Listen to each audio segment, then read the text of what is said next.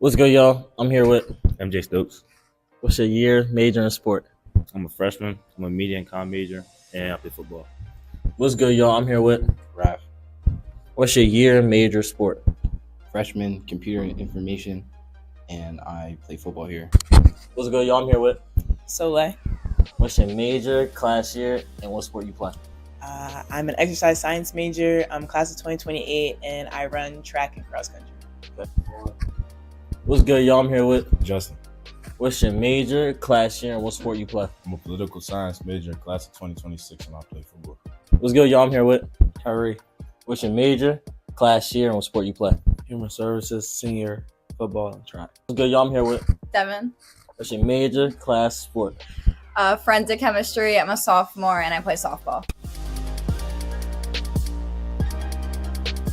What does being a student athlete mean to you? Means a lot, especially I think on my family at home. I play for them. That's about it. What does being a student athlete mean to you?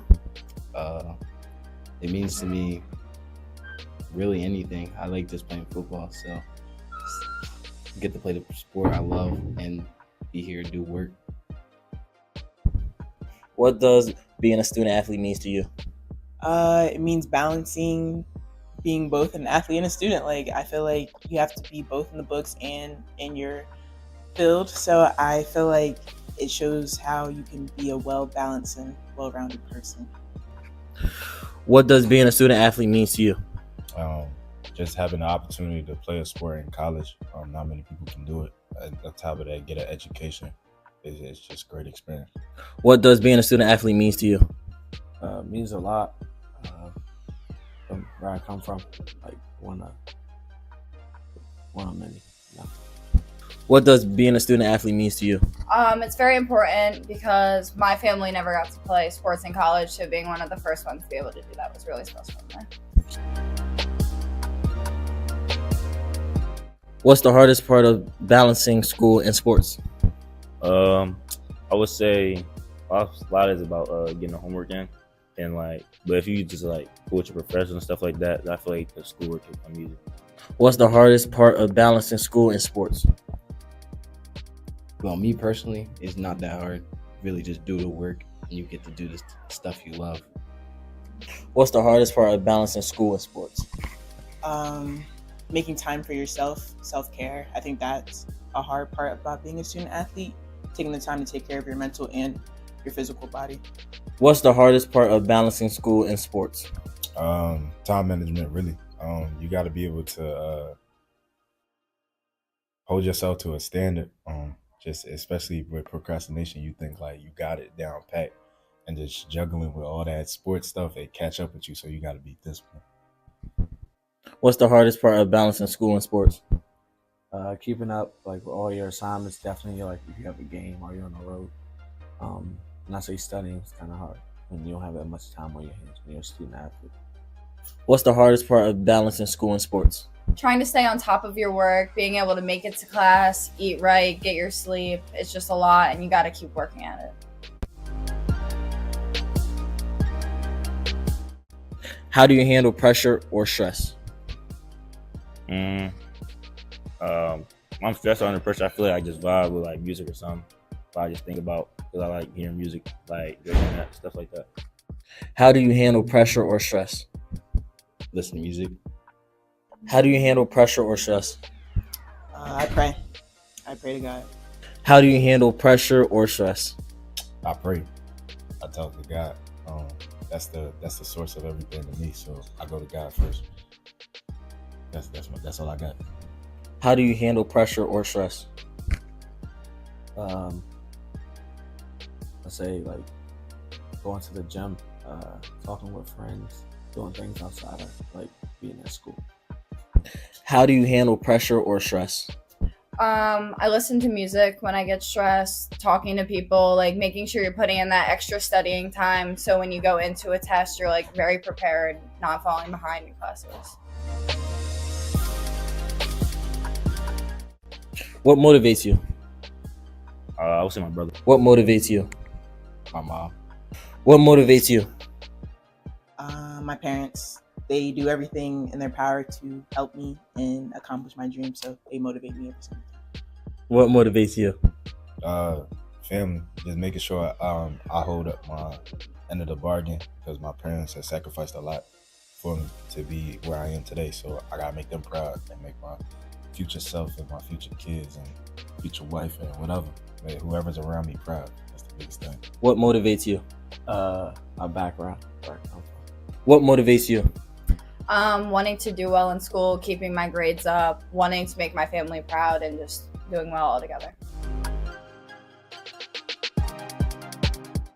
Your advice for younger athletes coming to college? Be prepared right away. I feel like got here, I was a little unprepared a little bit, so I had to make sure I got like on my work real early and stuff like that. Because if you don't get behind your work early, I feel you're gonna fall behind real quick. Your advice for younger athletes coming into college? Be level-headed. Don't think everything's so easy. It's definitely not easy. Earn your respect, and that's it. Your advice for younger athletes coming to college? Don't think you have to have a D1 offer to go to college. You can play at any level, anywhere, any state, just as long as you're happy there. Focus on good academics and where you're needed, not wanted. Your advice for younger athletes coming to college? My advice for them, believe in yourself with everything that you do. Always remember that you that person. You the one that's going to get you out of every situation. When you trust in God and you trust in what you can do, you can go far. What's your advice for younger athletes coming to college? Stay focused and remember why you came to college. Your advice for younger athletes coming to college? Never give up. No matter how hard, you just keep putting in that effort and you just keep trying.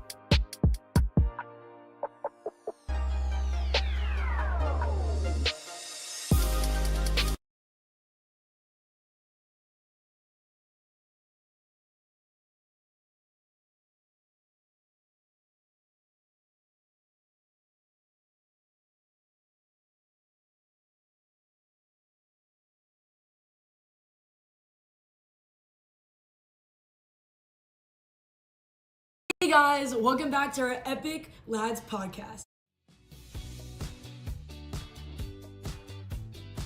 My name is Kayla. I will be discussing Audrey Lorde.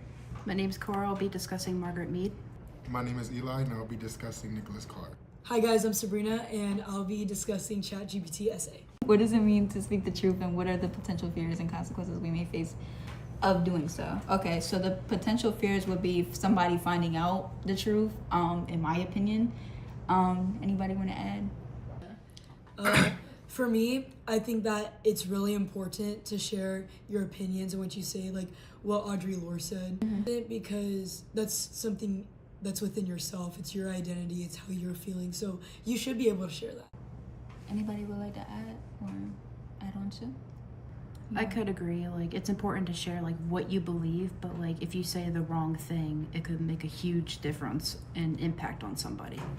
Yeah, because depending on what you say and how you say it, also like could set the tone of how things will come out and the outcome, the backlashes from other people. The second question is, how does Lorde's idea of sharing your voice help this generation? I feel like more people need to speak out because there is a lot of issues in America, not even in just America, outside the country as well. Because if we don't talk, nothing gets done. Justice doesn't happen, nothing gets served. So that's what happens. Because if you, like you were saying, like, if you don't speak out, nothing will ever be known. Nobody will ever know how you're feeling, even like that. And I know personally because I struggle like speaking up sometimes too, like as from like personal experiences. Like even in class, that's why I barely be speaking in class sometimes. But just from like those things and those circumstances, I even be struggling. But as time like get older, I'm trying to get better with it. So like to continue to speak up and continue to push forward no matter what. Yeah. For me, I think that it's helpful for our generation at least. Everyone's on their phones all the time, and it's more of, okay, what are people doing on social media? And that can be really harmful because as humans, we need like physical connection. We need someone to have a conversation with, like we are having right now. Between two people. Yes, exactly. So I think that it's a very big thing to be sharing how you feel. and about your opinions on things. And also to possibly like advocate for like what you want instead of like, because like if you don't advocate for what you want, you're not going to get anywhere, and you'll just be like sitting in silence the entire time. You want to do Margaret Mee's question? Sure. So the first one is, how is war and technology connected as inventions? So I would say like for like war, like sometimes like things are invented through the use of technology to be used, and like sometimes they could be used for the greater good or like for harm. Like depending on what we use them for, could have like a severe impact on like somebody. Yeah, I agree with that a lot. Technology, if you're not taught properly how to use it, it can really hurt someone's feelings or be a potential like threat in many ways. Getting back on Margaret Mead, basically she was saying that war is an invention or like an invention because basically we made it. Like it was something that was made. It wasn't something that was just here. It wasn't like, not trying to put it in a religious stature, but it wasn't just from God that just made it. It was man that made it. So that's how, you know, we build and craft how wars started and what the reasoning for. So that's how it was invented. And that's just like technology. It has a use and a property to gain whatever stuff they want to get out of it. I don't know how to put it. Yeah. All right, and the next question is, why do many people mistakenly think war is a biological necessity or something that is an unavoidable part of human life? People think like it's like a necessity because like maybe that's how people think that's the only way to solve like conflicts. Meanwhile, there could be like many different ways to avoid it. Like it could be completely unavoidable, like if you were to take like certain measures to like stop it. Yeah, I think that people believe it's necessary for our survival and in our nature because they say that men are like animals or creatures and they are from habit. But in Margaret Mead's text, it was talking about how the Eskimos don't really have war because they don't have conflict with other people within their culture. They have conflict, but never to the extent of a war. You have to be taught war the same way you have to be taught how to use technology. So the first question is, how much longer are we going to continue using the internet until it's taken into consideration of how exactly it's reprogramming us? So with that one is like, because in his passage in text, he was talking about like the different effects and outcomes that was going on and how like nobody was actually taking into consideration, because like it is affecting like your attention span, the way you focus, the way like you're doing things. And I know because it affected me, like my attention span sucks really bad. Like I jump between two different things, like I gotta keep on doing multiple things, and I just can't like stay focused for too long without having to do and switch to something else other than that. I feel like with that, it's like, I feel like with most humans, until like it's bothering someone else, like it's not really looked upon. Like we know, like when we were watching the documentary about like not AI tools, but like Instagram and stuff like that, how it's so distraction and it like takes a lot of our time. It's like distracting us. And yeah, getting back on that, until like it affects everybody else, like jobs or like corporations or people that's making money, I don't feel like it's gonna be, you know, deceased at that point because it's not affecting everybody. It's not affecting everybody as a whole, so it's like they're not really paying any mind. Yeah, I just think it can be like harmful. I know within myself, like Eli was saying, it's hard to stay focused in classes for what, an hour and 15 minutes. It's not easy anymore because there's things like TikTok where you can just scroll like, oh, I'm bored of this TikTok, even though it's 15 seconds. I'm bored in the first 7, so I'm just gonna scroll. It's like, we have to rewire our brains in order to actually have an attention span now. Like I find myself having to put down my phone and be like, you know what, I just need to do my work. Like in my other class, in my Welcome to CHC class, we learned about like deep work. And you have to put your phone, you have to put everything away for an hour. And I think it's really helped me a lot in just understanding what I want out of my future and my goals, and that I don't really want technology to be overpowering my life, which we are filming this on a camera and a phone. And it's so amazing that we have these tools. Sometimes you need technology, and sometimes it's more of like when is the right and appropriate time for technology. Yes. And I think that's a really big part about like what Audre Lorde said. It's like she advocates for her voice and for people's voices to be heard. However, on like technology or on social media, it's hard for these words to be regulated. So in that sense, is technology like a good thing to have when it comes to your opinions being shared? Yeah, I think with Audre Lorde as well, not speaking up about getting back onto the other question, not speaking about the stuff that was going on, reprogram our brains. I feel like us not speaking up about how addictive the stuff is, I think that will really alternatively not get us to where we need to be at as a society. And like Sabrina was saying, she was saying that it's getting harder for her. Like, she had to literally put her phone away. It's getting harder for me as well. Like, sometimes it takes away my sleep when I have to get up at 8 o'clock in the morning and be to class at 9. Like, we're not some people are speaking up, but not enough people are speaking up about it. And that silence is what's keeping everybody so addicted and, not checking on each other and whatnot. How does Carr's statement about losing his attention span further the point that we need to be careful of what we see on the internet? For me, that's more like, because if your attention span is short and you want to just keep like skipping past the video, like you could say something, like you could have like a full 1 minute video and like your main point wasn't getting across until the end of the video.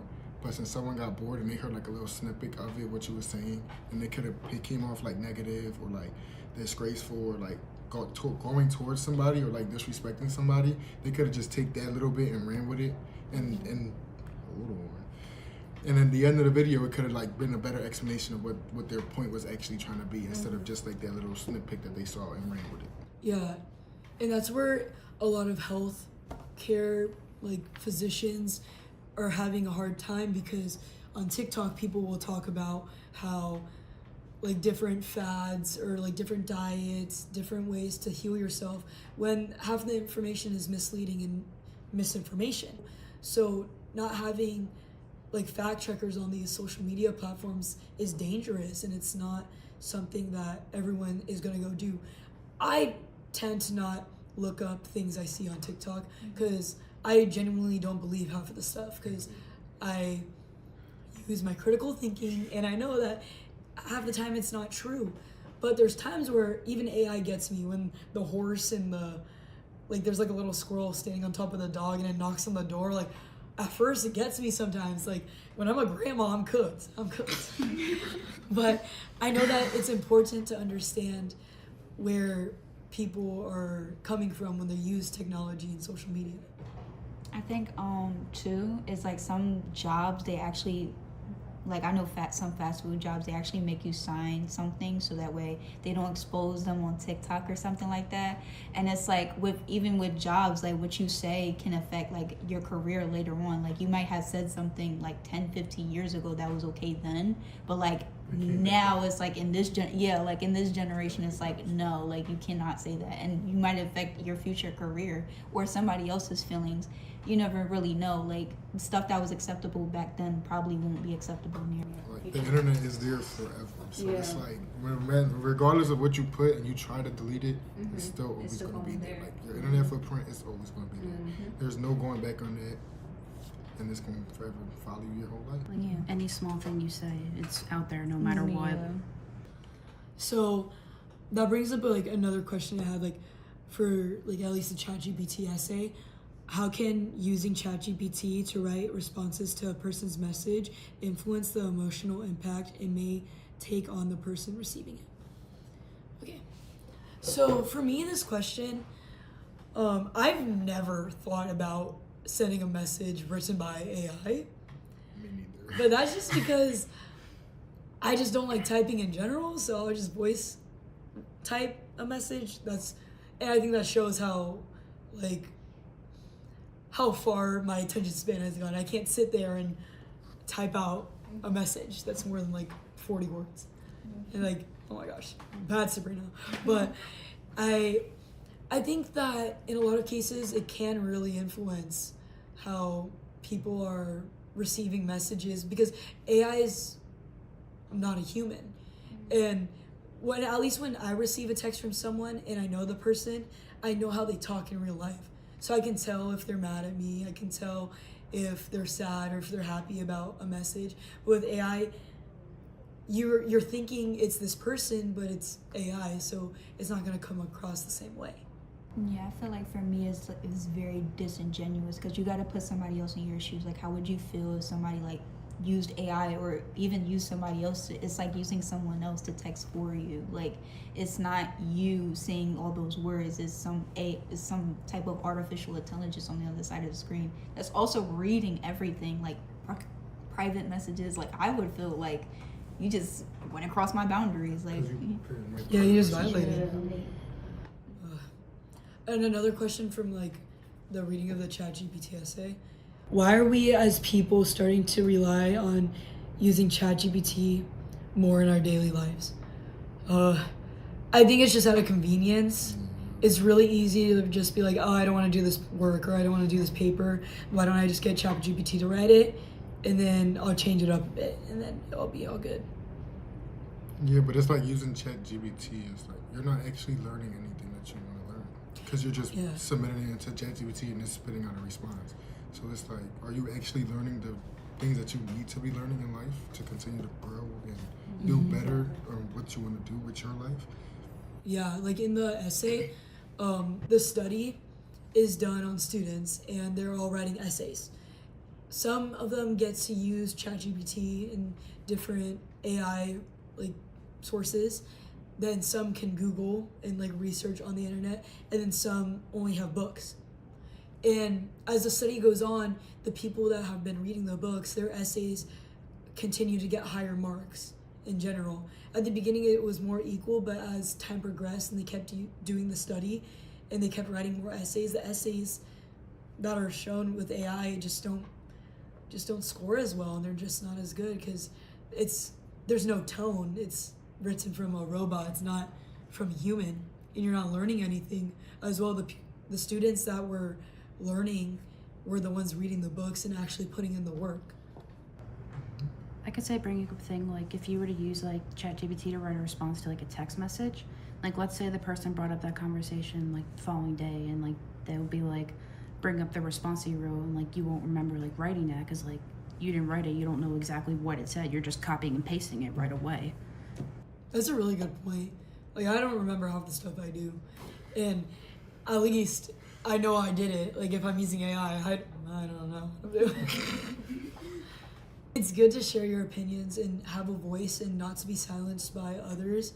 However, you do need to be careful on what you're saying and who you're saying it to, especially if you're using technology, because at the end of the day, it's an invention and it's not your best friend. It's not gonna help you in the long run. I can agree with Sabrina. I feel like the silence ultimately doesn't help anybody, but you also need to watch what you say and watch what you also post on social media and also with ChatGPT. Using it, but as a tool, not as like a daily thing, like, oh, I need to do it for my work. No, use it as a tool for you to help it, because alternatively, if you're not using something as a tool, you're the tool. So yes, and just using it smarter, use it wisely. Don't just do anything with it, because you post random stuff, you may think it's funny for you, other people not gonna take it so funny. Now that's on the internet forever. Don't like rely on it for every single need that you have every day. Yeah. Like, what are some ways that you think people can combat the use of AI and technology in general, or use it in a safer way? I mean, only, like I said before, only using it for a specific purpose, like helping you research something, maybe get an idea, not copying off of it and pasting it into an assignment dialogue or something like that. Like, just using that as a tool, like a wrench or something like that, you know? Yeah, I agree. I think that we also need to be able to step back from these tools and say, you know what, how is this benefiting me? How is this gonna make me better today? And especially like doing research and understanding what you're gonna post. Like, if you wanna post something about like fitness and food, like maybe take a class or like go to reliable resources on the internet. Just get background information on the stuff that you want to do. Like, do not intensive, but like deep research on it. So you're not just spitting random things out there, and you're actually speaking facts about the stuff that you want to share. Because like if you were to use like ChatGPT for a resource, like if you were to go back on like the work you did, be like, am I proud of using this as a resource? Meanwhile, you could have done so much better.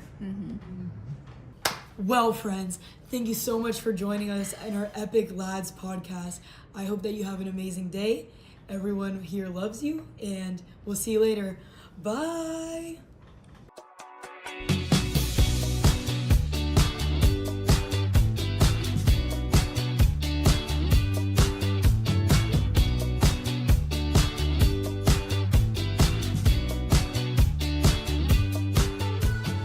One, two.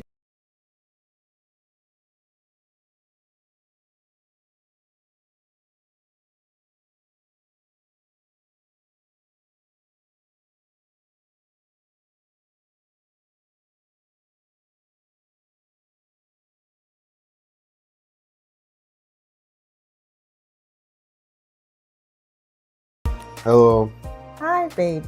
how are you doing today? I'm good. May I ask who am I speaking with? Your mother, Celeste Barrios. Alright, how you doing, Miss Mom? We're here to get the mom's view. So I have a couple questions here for you that I'd like Okay. you to answer if you are willing. First one, what do you enjoy cooking? What do I enjoy cooking? I enjoy cooking fried cabbage and oxtail. I started cooking because I didn't want my kids eating fast food. Okay. And it's a good relaxing thing because sometimes I'll put my Bible app or I'll cook with nothing on just so I can just meditate and think. Amen. What's your favorite childhood food and wine? Something you ate growing up, you're My like, favorite at the time, because I didn't know any better, was pig feet. It was considered a delicacy at my house growing up. So when she made pig feet, it was just like everything. I heard you mention earlier you didn't want your kids / us eating fast food growing up, want us to know a good home cooked meal. So what role do you feel like that plays in some It put togetherness because y'all all come home when you know I'm cooking a home cooked meal. Yep. So earlier I asked you what's your favorite food do you like cooking? I just like the outcome because y'all in the pot, y'all like y'all convert back to like little kids. You're asking when it's going to be done. I catch y'all checking the pot, so that just makes me feel good. Name a meal you cook often for those you love. Is there a message you're trying to send cooking through the dish? The family favorite is fried cabbage. Okay. You know, at every event when I don't make it. Not just our house, but when we have family gatherings. If I don't make it, people ask why I didn't make it. So that makes me feel good. I think it's just part, at this point, since everybody had it since they were little, it's just a part of considered the family meal when we're all gathered together, even like when we gather at your grandma's house for the holidays. If someone was to write a book about your cooking, what would the title be and why? Yum, yum, gimme some. What do you hope people experience or feel when they eat or try your food? Just a moment of not rushing and just enjoying the moment. We're in a society that always rush. Not to feel like the only time people really sit down and relax and not think about, rushing is when they have a good old-fashioned home-cooked meal.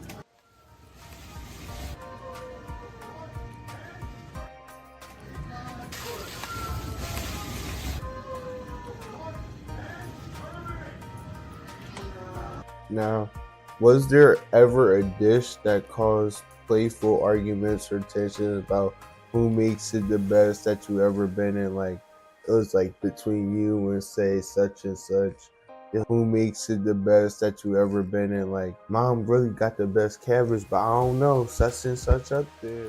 I think it's me and your sister curry chicken. Go back and forth.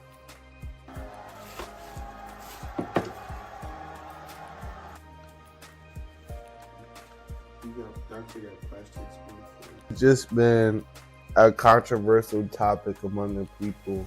Like, is it true that Isaiah, your youngest son, is your favorite child? No, it's not true. I love everyone the same. Okay. That's all I have for you here today, Mom.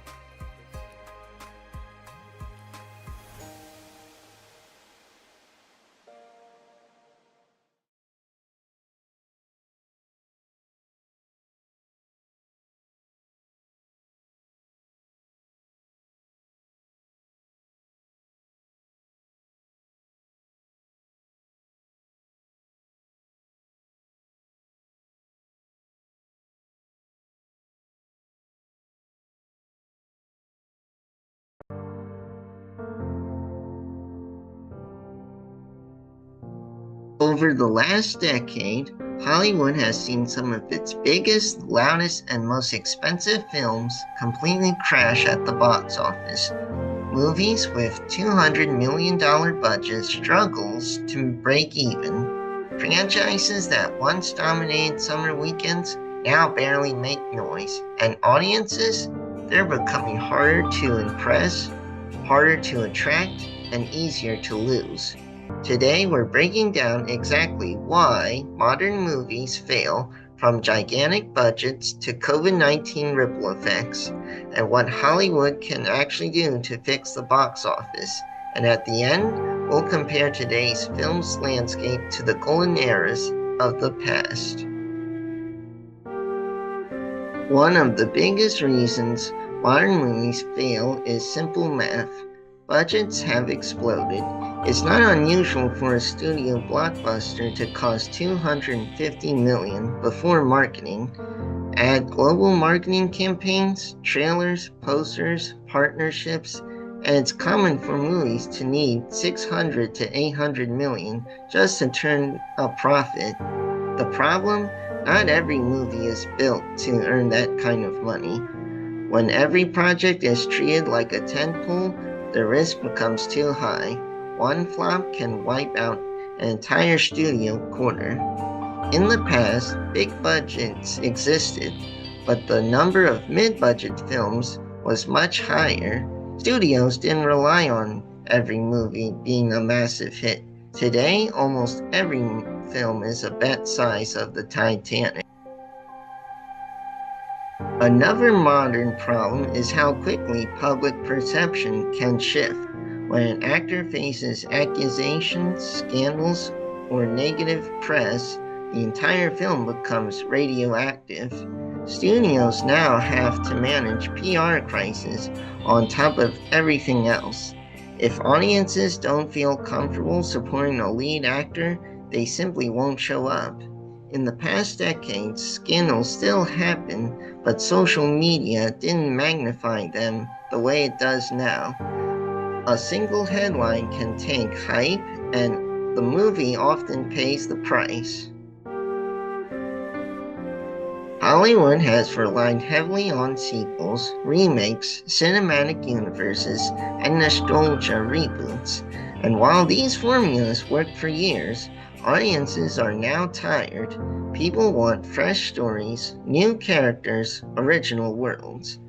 When every movie looks like the seventh reboot of a franchise you barely remember, people check out. Compared to the early eras, sequels were rarer and they felt earned. Today, the market is oversaturated and viewers feel like they've seen it already. Streaming completely reshaped expectations. Many audiences don't want to spend $20 on a movie ticket when they can wait 45 days and watch it on streaming at home. COVID accelerated this shift. People got used to watching new releases from their couch. and now they only leave home when a movie feels like a must-see theatrical experience.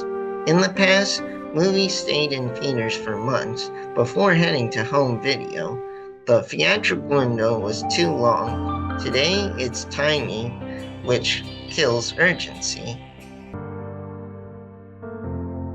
Back in COVID-19, even though theaters are open, not all audiences came back.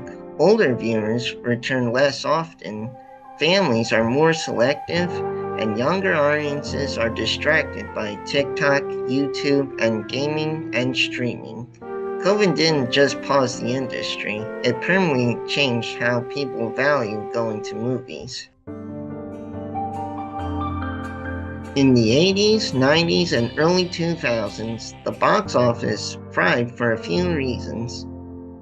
Tickets were cheap, there were fewer entertainment options competing for attention, theatrical releases felt like big events, studios balanced blockbusters with mid-budget hits, marketing was smaller, meaning movies didn't need $500 million to succeed.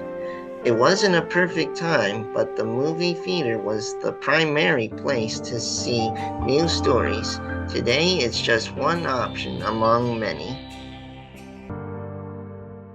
So what can Hollywood do to fix the box office? Here are the real solutions. When every movie costs a fortune, every flop becomes catastrophic. Mid-budget films, thrillers, comedies, dramas used to be the backbone of the industry. Bring them back. Studios need to give brands time to breathe. Not every property needs 5 sequels and 3 spin-offs. Recliners, better sound, better food, premium formats make going out feel worth the money. If a film stays in theaters longer before streaming, audiences regain urgency. Casting matters. Public trust matters even more in 2025. It's simple. New ideas attract new audiences. Just look at the recent successes from independent filmmakers and original scripts. Movies aren't dying, they're shifting. The past had fewer distractions, lower costs, and strong trust. Today's industry is louder, more crowded, and much riskier. But with smarter budgets, more originality, and stronger theatrical experiences, the box office can rise again. Audiences still love movies. Hollywood just needs to start giving them a reason to show up.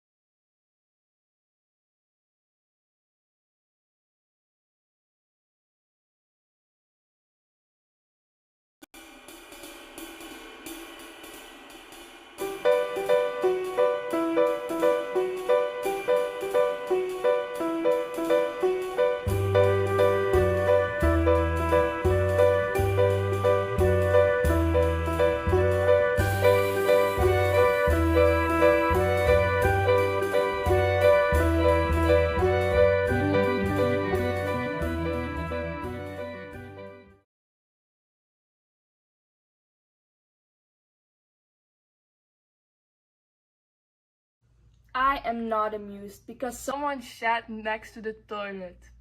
And it wasn't me. And it's game night tonight. But I didn't do it. And I didn't do it. Didn't do it.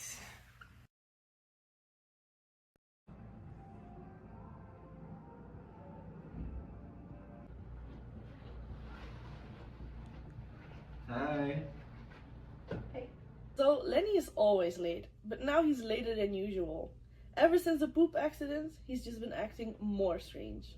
Lenny, he's always late. But why is he late? Where did he come from?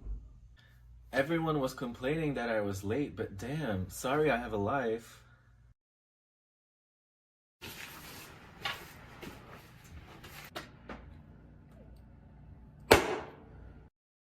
Oh.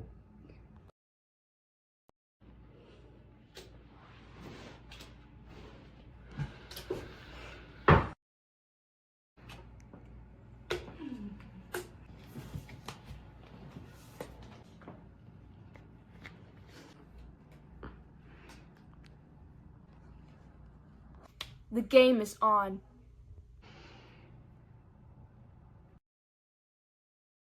I'm not a cheater. I was just investigating. I just know Lenny was cheating. I just can't prove it.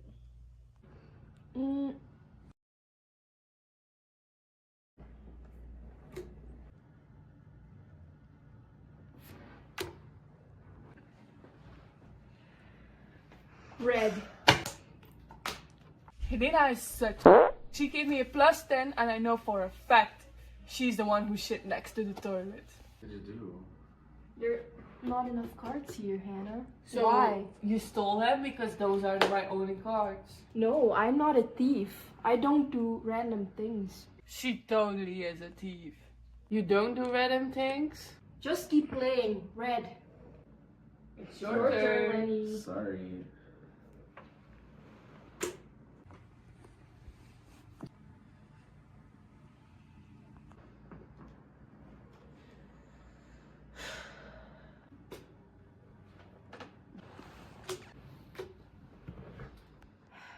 Helena was so competitive, like more than usual. I don't know why she was trying to hurry. Maybe she wanted to go poop again.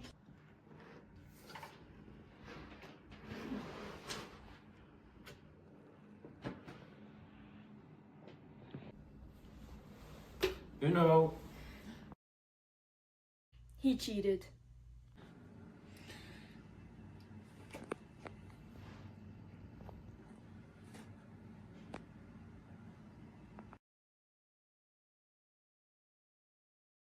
Me?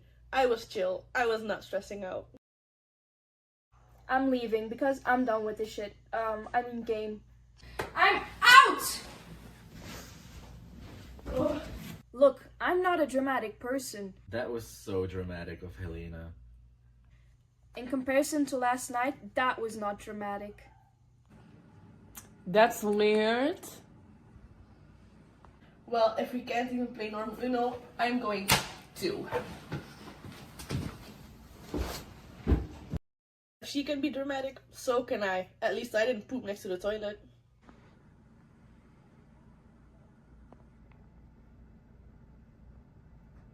And then there were two of us.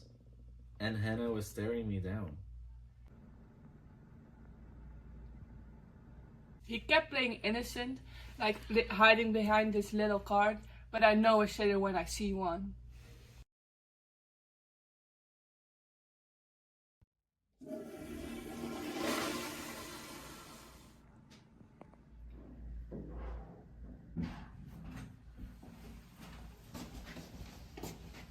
I completely forgot about Pauline, but I never trusted her, so it makes sense. It was Pauline? That doesn't surprise me, actually. Oh!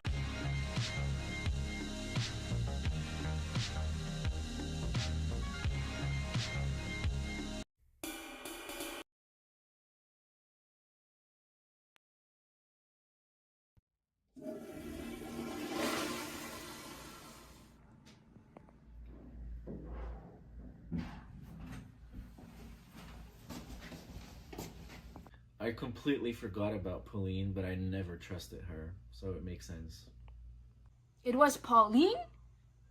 That doesn't surprise me, actually. Oh, Pauline, that makes sense. She stinks. Pauline? No, I don't know Pauline.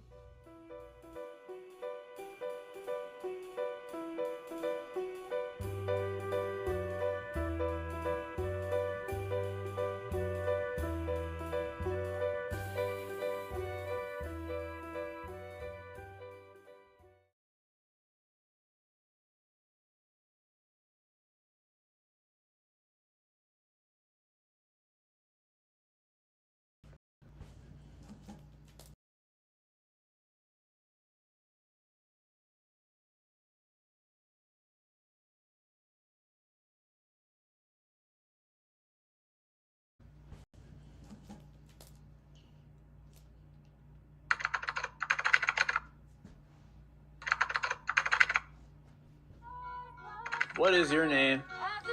My name is Mateo. My name is Brooklyn. That is such a pretty name. But don't believe me. Sorry. She's my friend. We met at school. Shh, you? Are you in high school?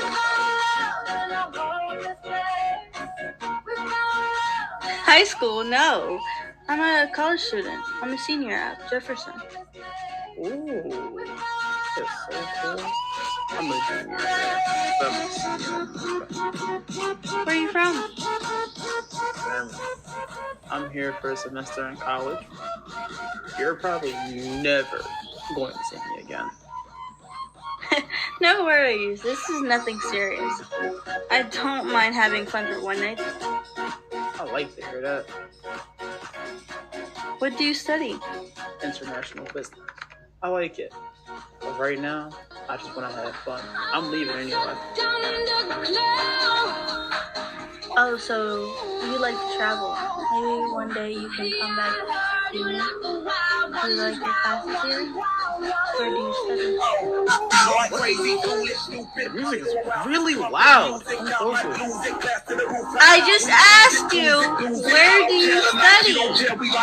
What was that? Oh, so you did not answer. Where do you study? Chestnut Hill College. You know where that is. Yes, I know. What?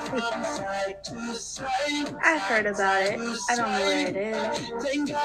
Oh, it's like 30 minutes. Do you maybe have Instagram? Give me yours and I'll follow you now. There it is. I would follow you. Now, see?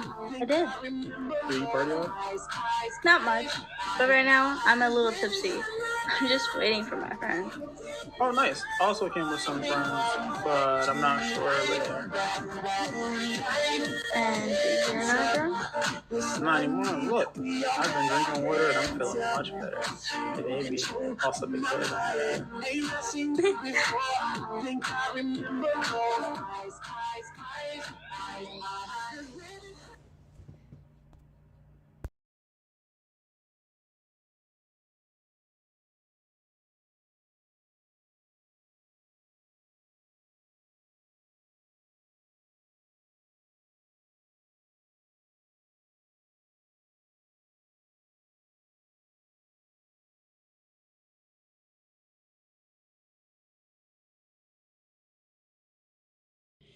And I want to talk about imagery is one of the strongest tools that we have in the creative space. It allows us to show our message as opposed to always have to explain it. Now, this is especially true in movies like Wicked. And I want to talk about one of the things that has been on my mind for years at this point, and that is the color green. Hi, my name is Marissa, and today I'm going to be talking about the color green and the irony it holds in the movie Wicked. Let's get started. One of the most iconic uses of the color green in Wicked, but also in the world of the Wizard of Oz, is the Emerald City. Let's look at this scene from the movie. All rights reserved. I do not own any of this content. All of the links will be at the end or down below. Here it is. Everything is green. The buildings, the people's outfits, and they sing about it. An entire city is named after a version of the color, and it's literally in every single thing. Even if it's not fully green, it's very majorly green.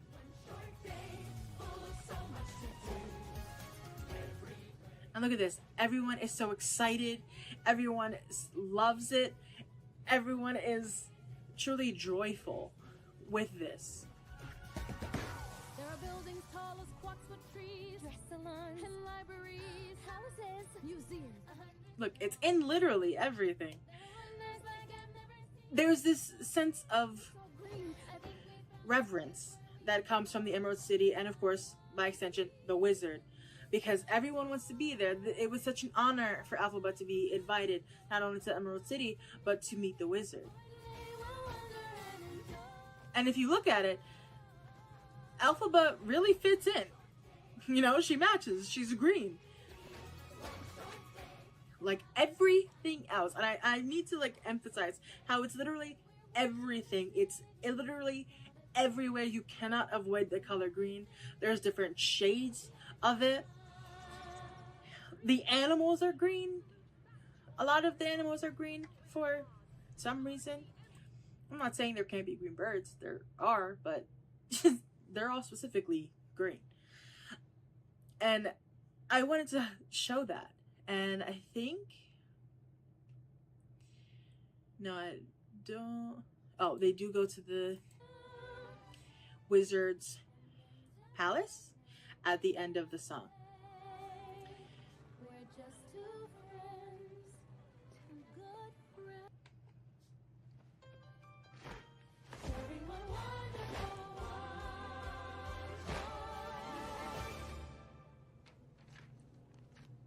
Right, and the wizard is a lot of green and gold. Like, that's his whole shtick.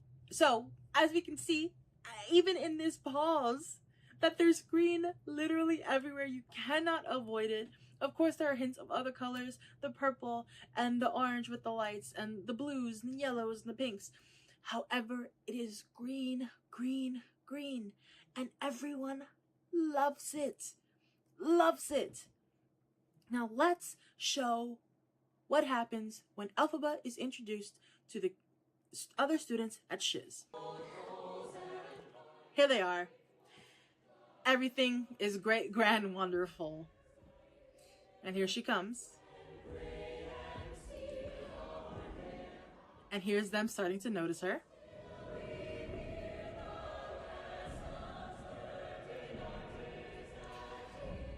She's coming to attention.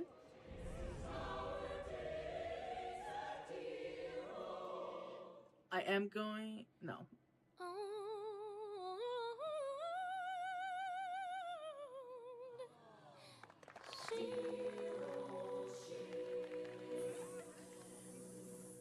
Oh, look, everyone's noticing her.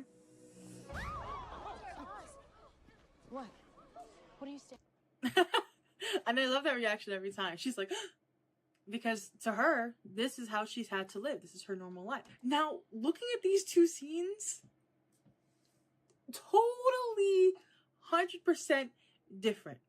In the Emerald City, everything is green. Everything. But in here, Elphaba is the only thing that is green. But that astonishes everyone. It takes them all aback. So why? Why is that so important? Why is it important enough to warrant a video essay specifically about the color green and the use of the color green in the movie Wicked? I'll tell you. It's because of the irony of it all.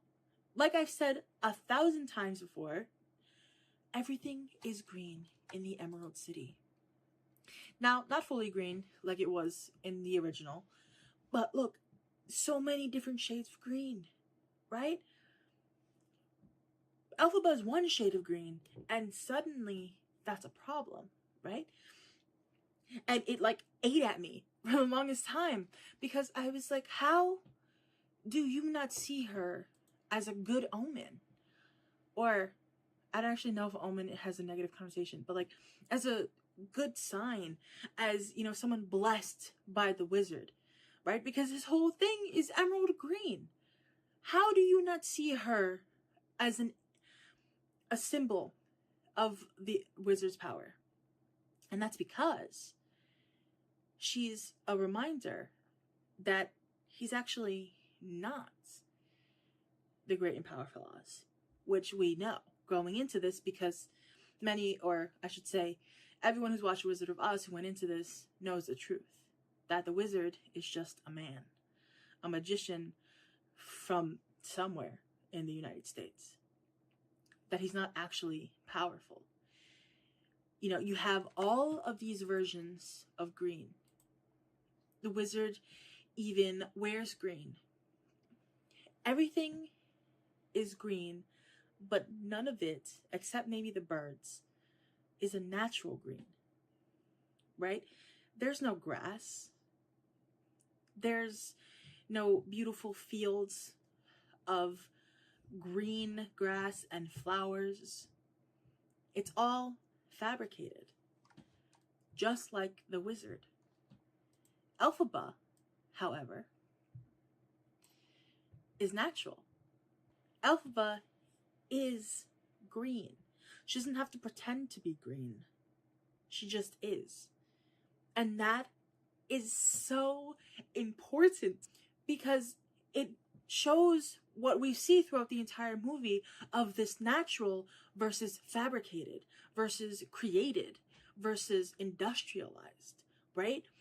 Elphaba is this natural, powerful, green person, this green woman. The wizard is this pretend, powerful, all-knowing, kind of omnipotent being. But everything about him is fake. You know, all of the little mechanics throughout the entire city, throughout his castle, they are man-made because he is a fake. Elphaba isn't, and that's why she's a threat. That's why it's so important that she's green and the Emerald City and the wizard are also green. Because it shows that opposition, almost. That one of them is real and one of them is fake. But you can't let everyone know that the real deal is stronger. That the real deal is right in a way. So you have to make her the enemy. Which is something for a different video because I am super out of time. Thank you for listening to this. I hope you enjoyed and have a good rest of your day. Bye.